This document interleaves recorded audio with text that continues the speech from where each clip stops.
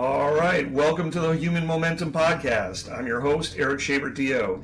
If you are looking to optimize your health and avoid the injuries, illnesses, and diseases that stop so many of us from moving forward through life, you are in the right place. It's my mission to make this podcast an essential, evidence-based resource for people like you who are looking to know what you can do at home to improve and maintain your health and give you the information you need to get the most out of your relationships with your doctors and other healthcare professionals. Don't forget to smash that subscribe button if this is your first time here, and please remember to like and share this content if you find it informative or helpful. And with that in mind, let's get on to today's episode. All right, welcome to the inaugural episode of the Human Momentum Podcast. Today's episode is one that I consider extremely important when it comes to musculoskeletal health, and we're really going to be starting at the bottom, quite literally. Today's episode is about the foot and the importance of good, healthy foot mechanics and footwear that allows our feet to function appropriately. I believe this is incredibly important because I think that poor foot mechanics and the effects of modern footwear are one of the major contributors for the ongoing epidemic of back pain, disc disease, knee pain, hip pain, and concurrent arthritis that we have in this country right now. Foot mechanics were one of the major focuses of my osteopathic efforts during my time in practice, and they were heavily emphasized by one of my first mentors, an osteopathic physician by the name of William Brooks. We would joke as students that he would always start with the feet after saying we needed to evaluate the entire body. But I understand this from my time in practice, why he did that, because the feet are just so vitally important to the overall function of the body's muscles, joints, bones, and soft tissue. And not only that, but from a perspective of where to start, very frequently, our patients are coming to us with knee pain, with hip pain, with back pain, with neck pain, with shoulder pain. And treating the feet very frequently will be one of our biggest bang for the buck areas, trying to mobilize those feet so they start working the way they're supposed to again. Good foot function is also absolutely essential for optimal balance and avoiding falls. And falls are more and more frequently becoming a major cause of death as we age. And even when they aren't the proximal cause of death, they very frequently are the key preceding event that leads to someone's demise, or even worse yet, their disability. So today I want to focus on the things we can do at home to optimize foot function. And this is going to include getting the correct footwear, getting connected with individuals that can give us exercises, and getting certain equipment to help recover function that's been lost over the course of your life. One of the things I want to keep in mind is that running is one of the most efficient ways that we can improve our cardiovascular fitness. And having our feet work the way they should is essential to being able to run as we get into middle age and later in life without having injuries pile up.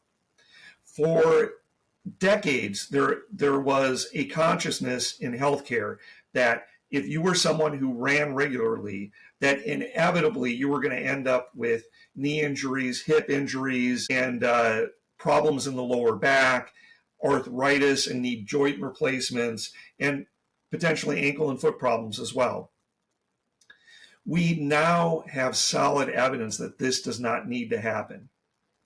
There is an absolutely fascinating book called Born to Run by Christopher McDougall that came out in 2009. This book was telling the story of the Tarahumara Indians from northern Mexico.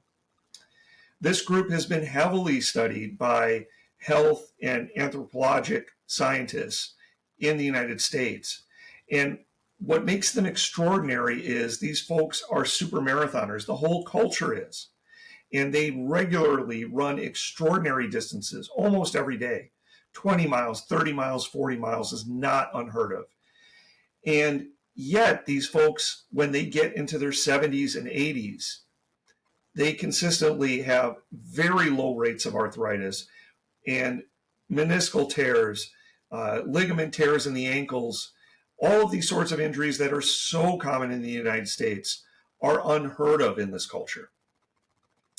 So when we start to look at why, one of the things that jumps out that Mr. McDougall mentioned in his book, and actually showed a picture of his foot next to an elderly Tarahumara Indian man's foot.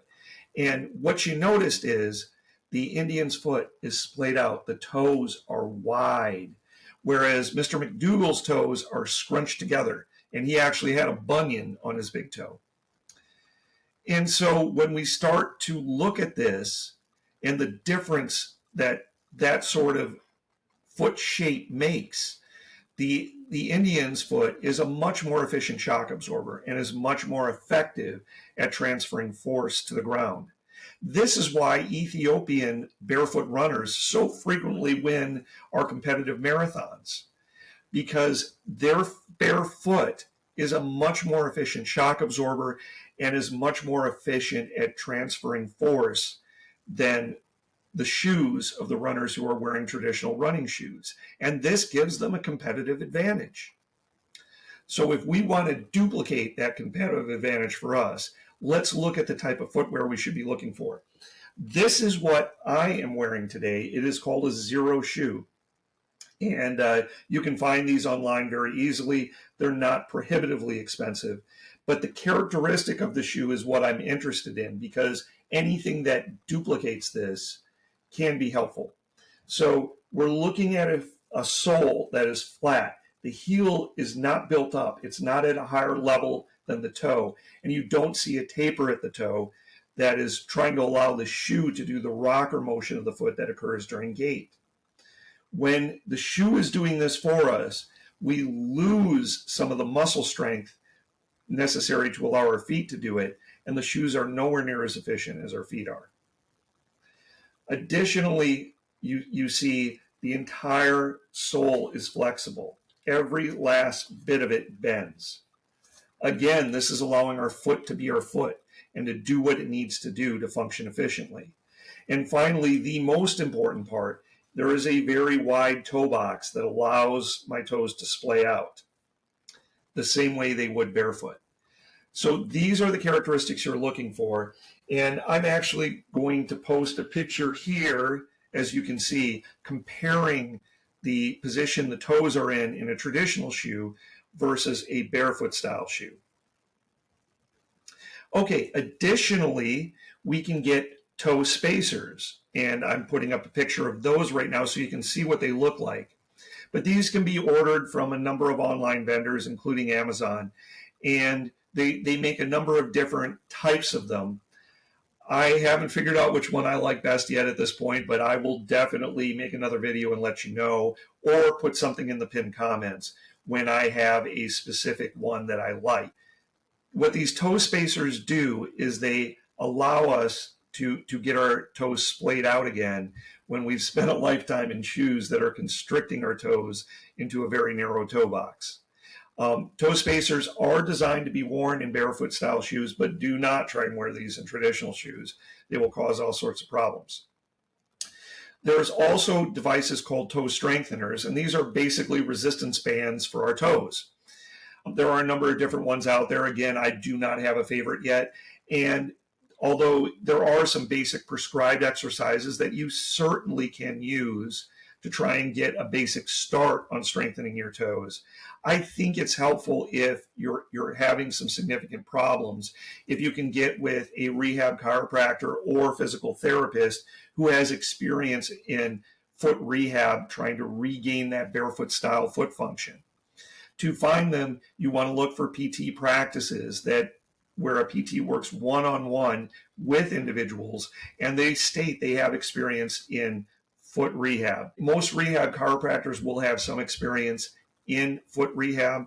There is one rehab chiropractor by the name of Courtney Connolly, DC, who has posted several videos where she discusses in detail rehabbing the foot and recovering function when it's been lost. I am going to put a link in the pinned comments to a long form discussion and interview she had on the Diary of a CEO channel, where she gets into great detail on this stuff and might give you a much better idea of what you need to do to recover function if you're having issues. I want to make it clear, I don't have any financial interest in Zero Shoes. They are not paying me to advertise in any way, and I don't have any interest in the Diary of a CEO channel or Dr. Connolly's practice.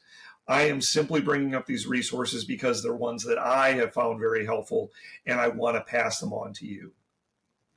Well, thank you for joining in for this inaugural episode of the Human Momentum Podcast. There's going to be a lot more to come, so please do subscribe if you found this helpful, and please like and share the videos so other people can find this as well. Thank you so much, and I'll see you next time.